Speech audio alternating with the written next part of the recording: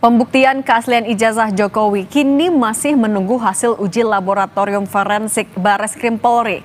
Akankah hasil lab 4 adalah satu-satunya penentu jika sebuah dokumen itu asli atau palsu? Kita bahas bersama terlapor pencemaran nama baik Jokowi, Roy Suryo. Ada juga Sekjen Barajp Relly Regen dan Guru Besar Hukum Acara Pidana Unsud, Profesor Hipnu Nugroho. Selamat petang semuanya. Selamat petang. Pak Roy, Pak Relly. Ya. Saya mau ke Prof. Hipnu dulu. Prof. Hipnu, dalam konteks memeriksa keaslian sebuah dokumen, hal ini ada atau konteks ini adalah juga soal ijazah. Sebenarnya bobot kualitasnya yang paling dipertimbangkan untuk menentukan dokumen itu asli atau palsu itu apa, Prof? Ya, betul. Jadi memang dokumen ini sebagai pintu masuk untuk menjelaskan duduk permasalahannya. Oleh karena itu kita apresiasi Bareskrim melihat dengan model forensik, pembuktian forensik. Karena secara formal UGM sudah menyampaikan. Sekarang secara material seperti apa? Nah, hasil ini yang akan dikeluarkan oleh Bareskrim. Tapi pertanyaannya, apakah hasil Bareskrim itu satu-satunya bisa diterima? Oh tidak. Nanti seandainya Bang Roy dan teman-teman itu tidak sepakat, ada pembandingan. Ini yang disebut kadang-kadang kontra suatu pembuktian. Jadi hasil forensik itu dari penegak hukum, bisa juga hasil forensik dari para pihak pelapor. Ini kalau kita lihat, seperti halnya kalau kita lihat visum dari penegak hukum, visum ulang dari para korban dan sebagainya. Itulah yang untuk membandingkan. Oleh karena itu di sini nanti kejernihan hakim akan melihat sebagai bentuk hasil forensik sangat menentukan. Karena ini kan ilmu-ilmu forensik yang bukan ilmu-ilmu orang hukum. Tapi sejauh mana para penegak hukum itu bisa menjelaskan hasil forensik ini dan bisa meyakinkan hakim. Karena apa? Kenapa forensik hadir? Itu apabila ada keraguan. Nah, keraguan inilah yang sedang diperiksa oleh Bareskrim, yang nanti mungkin ada pembanding yang lain. Dari hasil-hasil forensik itu nanti hakim menentukan dengan kondisi ketransaksi, bukti yang lain akan menentukan hasil mana yang valid. Nah, disinilah Mbak untuk menentukan hasil forensik, karena hasil forensik itu untuk menambah keyakinan hakim, di mana hakim orang hukum juga tidak tahu, penegak hukum ataukah juga tidak tahu forensik, jaksa demikian juga. Dengan demikian bagaimana meyakinkan hasil forensik itu sah, bernilai atau tidak begitu. Artinya saling menguatkan satu sama lain antara saksi, forensik dan juga pembanding, atau ada yang lebih besar yang akan dipertimbangkan tapi Prof? Iya, padahal nanti kan Bang Roy juga bisa melihat hasil forensik, kemudian Bareskrim juga disandingkan. Nah, disinilah nanti hakim akan melihat bobot yang bernilai sah, nilai suatu bukti asli atau tidak itu akan di sana. Identik atau di sana. Di sini tanggung jawab hakim sangat berat untuk melihat itu, karena bukan keilmuannya, tapi keilmuan dari orang ahli IT forensik yang bersangkutan. Saya mau ke Bung Roy. Bung Roy, kalau tadi disebutkan soal bisa menyerahkan pembanding. Nah, sebenarnya uji saintifik apa yang sudah Anda lakukan untuk menguatkan pernyataan Anda kalau ijazah atau dokumen milik Pak Jokowi ini palsu? Apa saja buktinya? Dan juga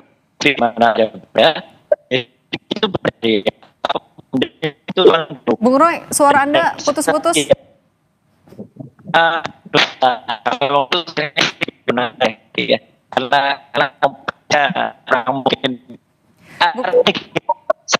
Bung Roy, mohon maaf, kami perbaiki dulu sambungan Zoom-nya karena masih putus-putus. Boleh sekalian juga diperbaiki mungkin sinyal juga Bung Roy. Kalau gitu saya ke Bung Relly dulu. Bung Relly, kalau dari kan sudah 30 lebih saksi yang diperiksa oleh polisi. Anda meyakini kalau misalnya ijazah dari Pak Jokowi ini asli melalui saksi-saksi yang sudah diperiksa? Ya, pihak Bareskrim kan sudah mengeluarkan pernyataan bahwa saksi-saksi yang sudah diperiksa adalah salah satunya dokumen ya. Kita kan merujuk dari apa yang Pak ini asli bahwa pembuktian itu kan meliputi adalah kepailitan data yang bukti ya. Ini kan objeknya itu kan ijazah. Ya, apa yang disampaikan tadi betul, ijazah berupa dokumen itulah yang diperiksa secara fisik dan itu ada pembanding. pembandingnya itu kan nanti dari ijazah teman sekolahnya Jokowi atau dari kampus UGM sendiri, nanti kan sudah itu apa namanya, dokumennya ini kan yang akan diperiksa secara apa namanya forensik itu ijazah aslinya ya. Ijazah itu tidak bisa harus dilihat, diraba, disentuh, dan nanti diambil pembandingnya. Dan kalau pemeriksaan saksi sudah 30 itu ya, kalau kita sih yakin ya, yakinnya dan aku yakin betul kalau ijazah Pak Jokowi itu asli. Kalau Anda Makanya punya bukti juga yang menguatkan pernyataan Anda ini, Bung Rely?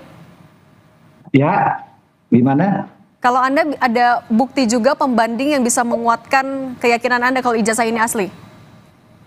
Ya nanti kan apa yang disampaikan tadi oleh Bang ini tadi, bahwa ijazahnya itu untuk menentukan kepailitannya lah pembanding, dan kami yakin pembandingnya ini kan nanti pihak penegak hukum, yaitu dari Bareskrim, udah dari Bareskrim nanti kan ada pelimpahan itu ke pengadilan. Nah di pengadilan nanti akan terbuka. Nanti ijazah yang asli dengan pembandingnya yang asli, nanti Bung Roy nanti bisa membawa pembandingnya, dia dapat dokumennya dari mana, dia lihat dari mana, pembandingnya apa, ya. Jadi kalau kita yakin, aku yakin ya, 100% kita yakin kalau bahwa ijazahnya asli. Oke, ijazah Pak Jokowi. Prof. Hipnu, kalau dari Bareskrim bilang tinggal 10% lagi uji lapor itu yang akan dilakukan, dan ini bisa menggugurkan 90% pendidikan yang sudah dilakukan. Apakah ini benar? Tapi jangan dijawab dulu Prof. Hipnu, kita akan sambung lagi usai jeda berikut ini.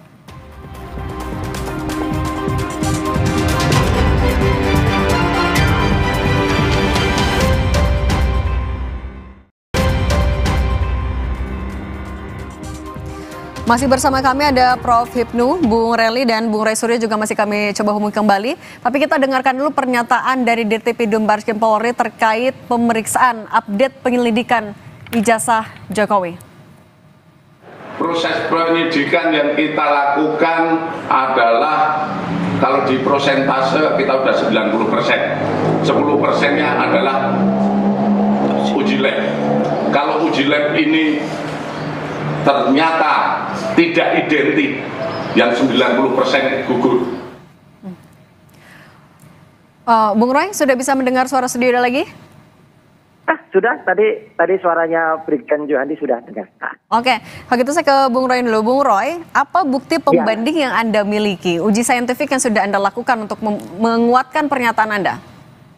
Oke, jadi begini, kita tetap apresiasi ya dengan tindakan dari Puslapor, Mabes Polri, itu harus kita apresiasi. Tapi jangan lupa, tadi benar apa kata Prof. Hipnu, bahwa perlu uji pembanding. Seperti misalnya dalam kasus terbunuhnya Brigadir Yosua, itu kan juga ada di perban. Jadi kalau kuasa hukum korban misalnya tidak yakin atau kurang ingin memastikan, maka waktu itu dilakukan uji pembanding. Uji pembandingnya adalah kami sudah punya hasil uji misalnya forensik terhadap skripsi yang untuk menjadi bahan terbitnya ijazah. Jadi bisa saja ijazah itu terbit dari antah berantah dari mana saja, tapi tidak mungkin ijazah itu bisa terbit kalau tidak melalui proses yang namanya skripsi. Skripsi ini sudah saya pegang, sudah saya teliti bersama Dr. Ismon, dan skripsinya itu adalah uji inti. Jadi artinya skripsi itu adalah barang bukti yang namanya basic evidence ya, jadi basic evidence atau primary evidence. Karena itu diserahkan oleh dua wakil rektor dan kemudian diserahkan secara resmi di ruang Fakultas Kehutanan, ruang 109, dan diperiksa ketika kita sama-sama melihat. Dan kemudian hasil analisisnya saya sampaikan. Ini analoginya sederhana Mbak Cindy dan pemirsa Kompas TV, juga Prof. Hipnu dan juga teman Jerry ya, bahwa yang namanya telur, ibaratnya telur, kalau telurnya sendiri busuk ya, ibaratnya skripsinya busuk, itu tidak mungkin ada hasil ijazah yang sehat. Jadi kalau telurnya busuk, ayamnya nggak mungkin sehat.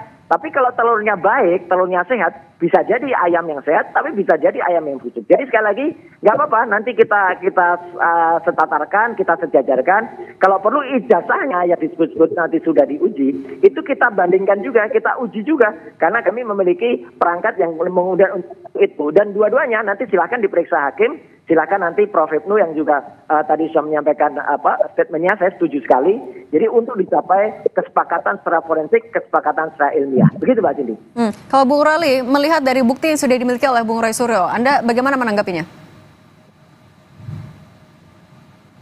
Ya kalau kita apa yang sudah dilakukan oleh penegak hukum itu udah betul. Justru kita ragukan kapasitasnya Roy Suryo ini. Saudara Roy Suryo ini kan menggaung-gaungkan keliling jagat seluruh media kemana sampai ke UGM menyatakan ijazah palsu. Yang harus kita pertanyakan saudara Roy Suryo ini dapat dari mana, lihat di mana dia ijazah aslinya, dia bisa katakan itu palsu. Kapan dia lihat, kapan dia raba. Nah sekarang ini udah di penegak hukum sudah melakukan pemeriksaan terhadap saksi. Nah, dan kita juga sudah melaporkan. Nah, Pak Jokowi sendiri sudah melaporkan bahwa ini kalau memang betul ijazah aslinya pembanding, nah saudara Roy Suryo sendiri sudah lihat di mana dokumen aslinya mana. Nah, lapor yang akan diperiksa itu kan objeknya ijazah, bukan screen, bukan foto. Kalau Prof. Ibnu, jadi kalau kita ya gimana Bung Roy mendengar pernyataan dari Bung Rely? Iya nggak apa-apa. Oke, selama ini yang punya ijazah itu tidak berani mengeluarkan. Sampai nah saudara sendiri dapat dari mana ijazahnya? Jangan nganar itu tidak mana? Anda jangan asal ngomong. Jangan asal ngomong kamu. Anda jangan asal ngomong. Kalian kamu di mana? Kalau memang asal nganar kamu ngomongnya. Iyalah. Oke, Bung Roy lanjutkan. Saya nggak imbang Mbak Cindy dengan orang yang asal ngomong ini. Saya nggak imbang sama kamu. Oke, Bung Rely, kita dengarkan dulu. Oke, Bung Roy. Iyalah, di-mute dulu dia, asal ngomong dia. Jadi artinya gini, ya, Pengadilan Negeri Surakarta saja sudah minta ijazah itu dikeluarkan, nggak dikeluarkan. Nah sekarang, alhamdulillah, saya bersyukur Bareskrim bisa meminta ijazah dan kemarin sudah diantarkan oleh adiknya Iriana. Bagus. Jadi artinya ijazahnya kan sekarang ada. Dengan ijazah yang ada, kita lagi periksa bersama. Kalau kemarin saya periksa, itu adalah bukti dari ijazah yang konon dikatakan asli oleh salah seorang kader yang namanya PSI, yang namanya Andi Sandi itu. Nah itu kalau itu ternyata dikatakan palsu dan nanti ternyata itu memang palsu, justru Sandilah yang harusnya kena pasal 35 dan pasal 32 Undang-Undang ITE. Itu kelindangan. Anda beralibi berlindung di belakang Sandi. Anda sudah beralibi. Kehutanan gitu loh. Jadi kita semua berdasarkan bukti kok, nggak berdasarkan omong-omong, nggak berdasarkan orang-orang nggak jelas kayak gini. Oke, Bung Rely kita tahan dulu. Oke, Bung Rely tahan dulu. Kita tanya dulu Prof. Ibnu. Prof. Ibnu, tapi kalau dalam mengecek keaslian dari sebuah ijazah, apakah skripsi sebenarnya adalah bukti yang kuat nanti di persidangan? Iya, sekarang objek yang diperiksa itu ijazah atau skripsi. Kalau ijazah ya ijazah, gitu kan. Disinilah ijazah yang akan dilihat sejauh mana identifikasi tentang tanda tangan, sejauh mana identifikasi tentang stempel, sejauh mana identifikasi tentang kop surat. Lah, itu yang saya kira akan dinilai nanti. Makanya Pak Dir Mabes Polri tinggal 10, karena 10 itu yang menentukan, 10% itu. Karena 10% itu menentukan identifikasi tentang ijazah. Identik atau tidak identik. Apa? Nomornya, tanda tangannya, kemudian stempelnya, kop UGM-nya. Itu yang saya kira akan dibuka tentang ijazahnya. Oh ijazahnya ini identik, ya berarti selesai. Oh ijazahnya tidak identik, oh berarti bermasalah. Nah ini saya kira ilmu-ilmu tentang forensik identifikasi sangat menentukan sekali. Memang tadi saya katakan bahwa tentang identifikasi imbang itu nanti saya kira Bang Roy juga diberikan kesempatan untuk melihat itu. Disinilah nanti hakim yang akan melihat sejauh mana hasil Bareskrim atau hasil Pak Roy yang akan diterima dalam sebagai kesimpulan identik atau tidak identik. Itu yang nanti menjadi ramai. Pakat. Oke, Bung Roy, tapi kalau selain skripsi Anda punya amunisi lagi? Oh enggak, ya jelas gini, ijazah itu tidak mungkin terbit tanpa skripsi yang benar. Inilah buktinya. Jadi saya sangat menghargai, sangat menghormati statement Prof. Ibnu dan juga Bareskrim. Jadi apa tadi kita dengar bersama? Prof. Ibnu yang bisa berpikir secara jelas, secara clear, ya nggak otaknya kosong seperti tadi Rely tadi ya. Itu jelas betul bahwa. Kau yang kosong otaknya. Dari mana kau udah berlindung dari Sandi, dari unggahan Sandi? Keahlianmu sebagai apa? Dasar panci lo. Udah jelas tuh ngomong kayak gitu di Lah, jangan nggak jelas. Anda sendiri tadi bilang dari Sandi. Sandi itu kan ngunggah. Anda berujung dari hasil unggahan Sandi. Sekarang Anda berlindung dari hasil Sandi. Kesannya salah. Yang itu objeknya adalah ijazah. Anda ini ngakuan di objeknya sudah buka ijazah. Kayak gini ngapain juga? Kelompok Kau yang mau tanya kosong. Oke, kita dengerin dulu Bung Roy. Gak imbang. Udah. Gak imbang Mbak, gitu. Nah, sumber kok kayak gini. Jadi artinya apa? Gak imbang, yang gak imbang itu dirimu. Kau bilang ahli, ini objeknya ijazah belum? Oke. Iya ijazah. Nanti ijazahnya kita lihat bersama. Udah nggak usah banyak ngomong. Nah, terus ngapain mau bawa Sandi, hasil unggahan Sandi? Udah, kalau berarti kalau ijazahnya betul itu, ijazah yang di-upload oleh Sandi itu kabar bohong. Kabar bohong itu yang harus dikejar. Nah, itu aja. Oke, silakan Bung Rally. Sementara kau sudah bilang itu palsu karena unggahan Sandi. Berarti kau yang jadi masalah ini. Oke. Itu bukan hanya Sandi, Dekan Fakultas Kehutanan. Udah deh, kamu juga bukan orang UGM. Oke, kita ke Prof Ibnu dulu ya, Bung Roy, Bung Rally. Oke, Bung Rally tahan dulu. Kita dengarkan juga nih, kalau Prof Ibnu menegaskan kembali, dengan pernyataan dari Dirtipidum tadi, 10% ini akan menentukan apakah iya, tapi menggugurkan termasuk 30 lebih pernyataan saksi yang sudah diperiksa. Iya, karena ini uji saintifik. Yang dilihat adalah saintifik. Kalau saksi kan bisa lupa, bisa ingat, bisa terpaksa, bisa lupa-lupa dan sebagainya. Tapi kalau tentang identifikasi saintifik itu sudah A, B, B. Nah ini makanya tadi 10 akan menggugurkan, iya betul, karena sejauh mana identifikasi itu jelas. Karena ilmiahnya, disitulah ilmu forensik adalah ilmu pengetahuan untuk membantu persidangan dalam mengungkap suatu perkara. Pakat saya, Prof. Sip. Oke. Baik, Prof Ibnu, Bung Rally, Bung Roy Suryo, terima kasih sudah berbagi di Kompas Petang. Sehat selalu semuanya. Ya, terima kasih. Prof Ibnu ini cerdas kalau udah tetap bersama